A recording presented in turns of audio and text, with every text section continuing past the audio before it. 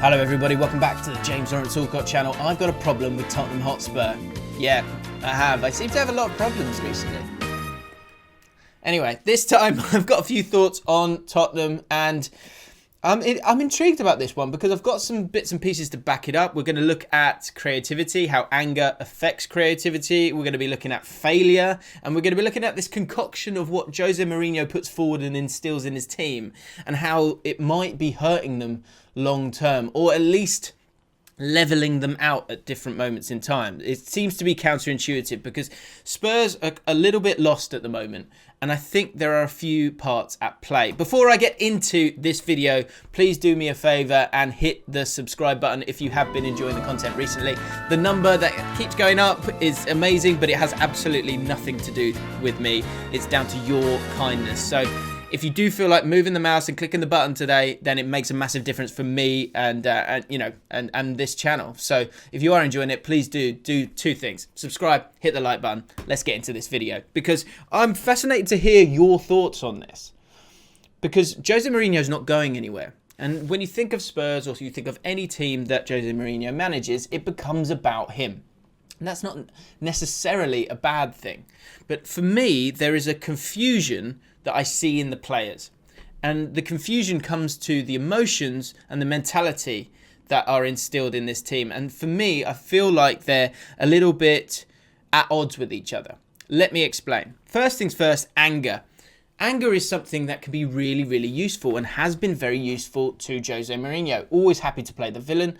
Done it less so maybe for this in the Spurs team over his tenure there, but at all the great teams that he managed and succeeded at, there was an element of anger. There was an element of nastiness. He said that in the documentary himself, that it's important. So instilling that anger in your team is not a bad thing. And it's something that worked brilliantly. Worked so well for Spurs at the start of the season. And when I'm thinking about Spurs and their current predicament, I've got to think about Man City in that game, because the broad strokes of what I was thinking about on the pitch, which kind of comes from what's going on in the minds of the players, it was brought into focus in that game because you had a team in Man City that had so many options, and no fear. And you had a Spurs team that, as soon as they conceded a goal, just had a lethargy about them.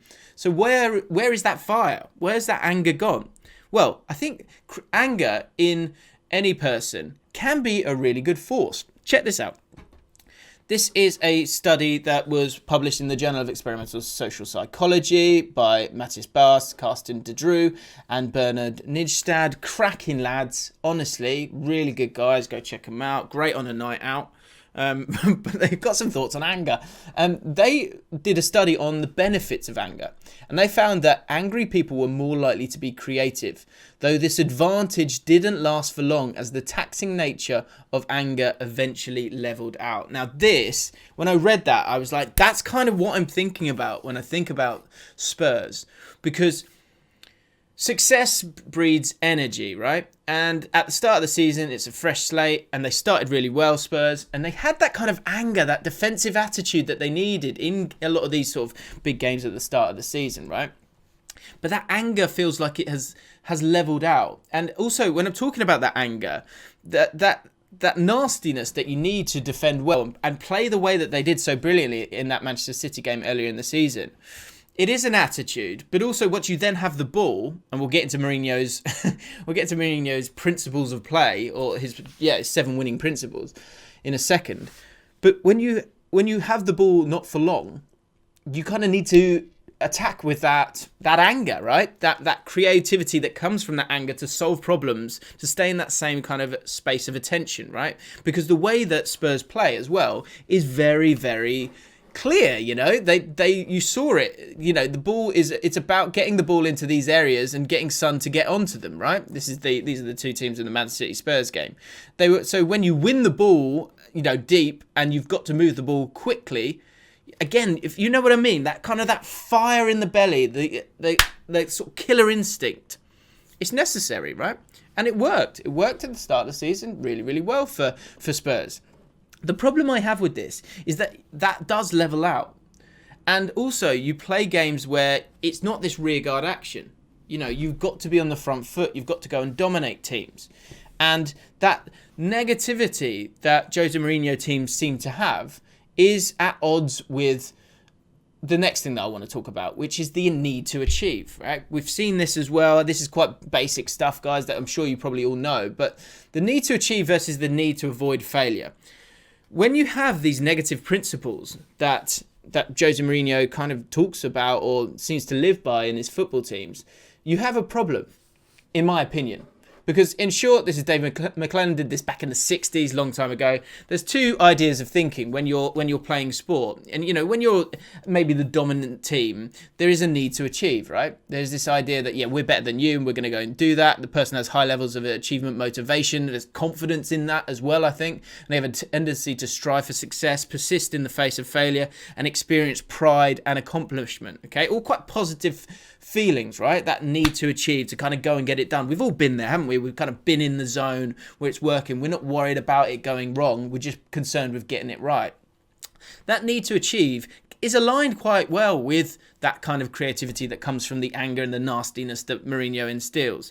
But what creeps into every team that he manages, I feel, is the other side of this, which is that need to avoid failure.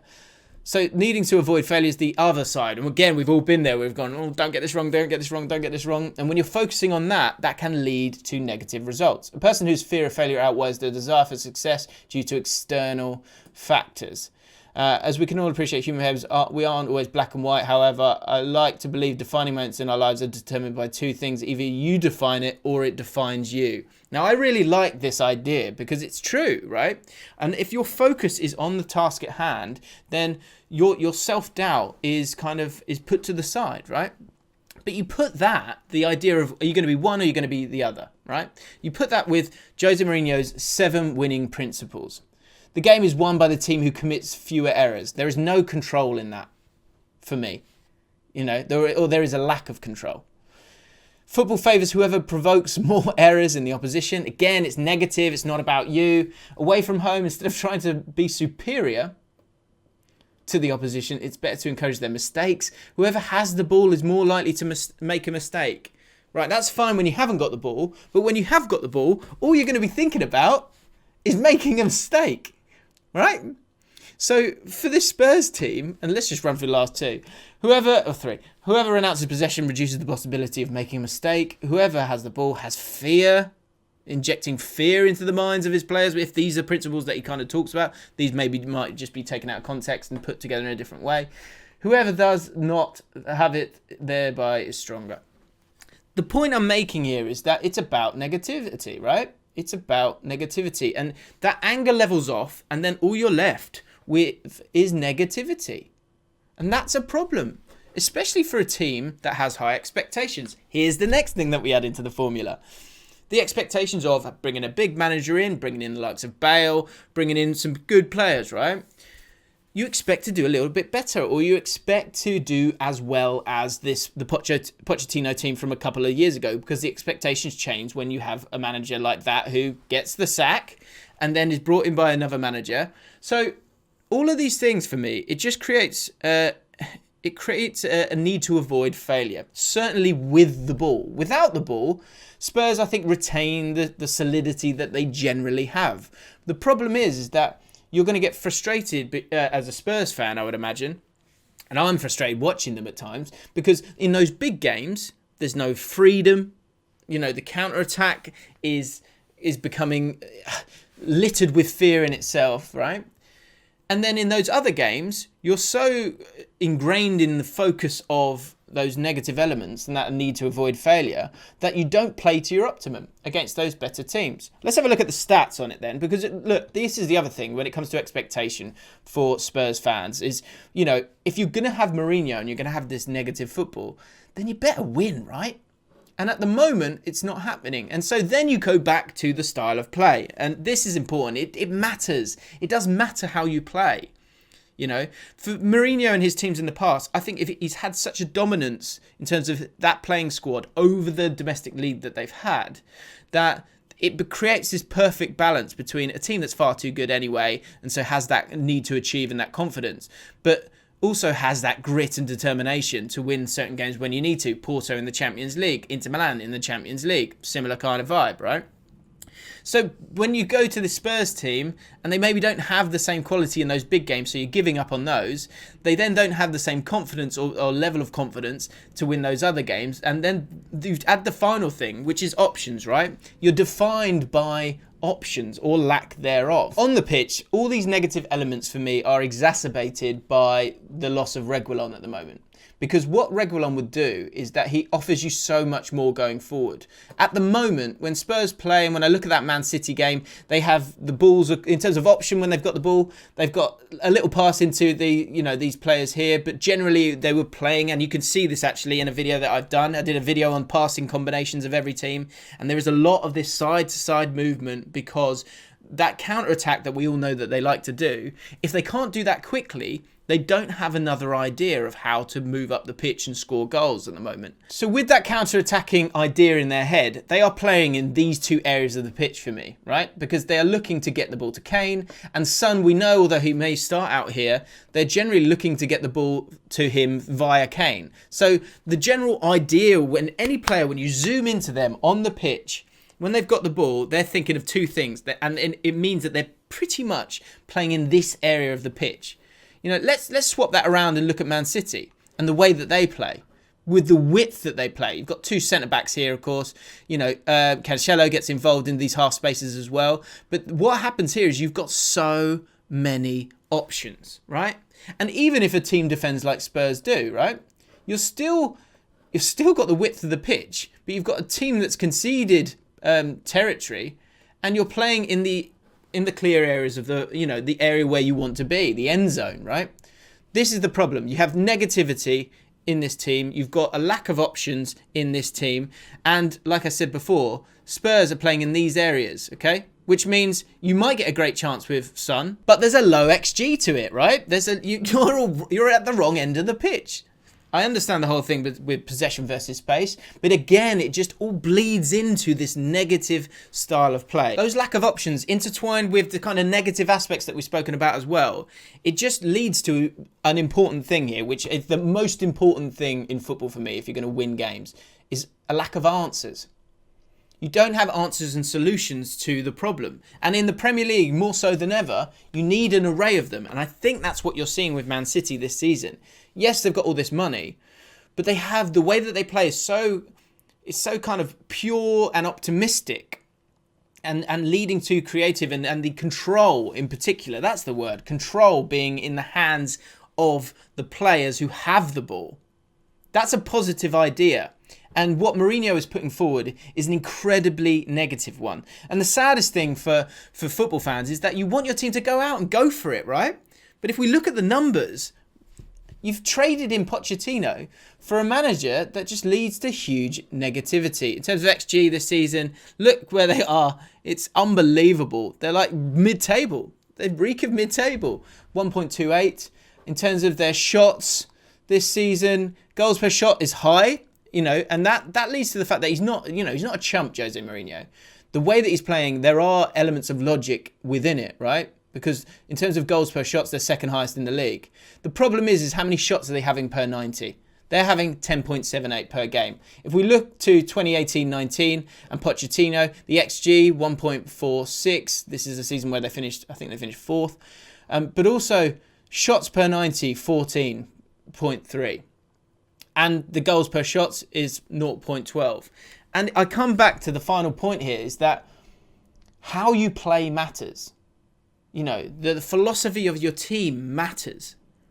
And Mourinho's one is so negative that it can have that creativity of anger, that the benefits of those things, but it will level out. And ultimately, that negativity sets in. Unless you've got a team that is so dominant and so much better than other teams in the league that it can withstand it and allow to create that element of balance. What's happening here for me is that it has tipped over because the quality in that team isn't there, And you've only got someone like Harry Kane who isn't concerned about doubt. He's the most clinical striker possibly the Premier League's ever seen. So for him, you don't have to worry about it. But what about the other guys? Because a focus on Lloris, a focus on Eric Dyer, a focus on you know, Aurier making mistakes, all these players making mistakes, if that's all you're doing, even if you're making just the same amount of mistakes as previous seasons, if the only thing you're doing is negativity, right? If the only thing you're doing is making mistakes and you're not seeing all these great bits go, yeah, but I put in a good cross and I created a goal and I went on that great run and we played that great football. If you haven't got all those things to balance things out, it tips over and it becomes incredibly negative. And that's what's happening at Spurs at the moment, in my opinion.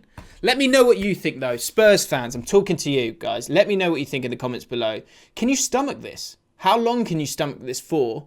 And of course, there are some, you know, smart elements to Jose Mourinho. He's an intelligent man. But do you agree with me? Does it matter how you play? Or does it matter that you just succeed? Let me know in the comments below. If you're enjoying these videos, please, as I said, I can't do it myself. Hit that subscribe button. You'd make a massive difference to my day. I'd really, really appreciate it. Hit the like button as well. Can we get 2,000 likes on this? Just chucked it out there. It'd be amazing. Let me know what you think in the comments below, and I will see you guys very soon.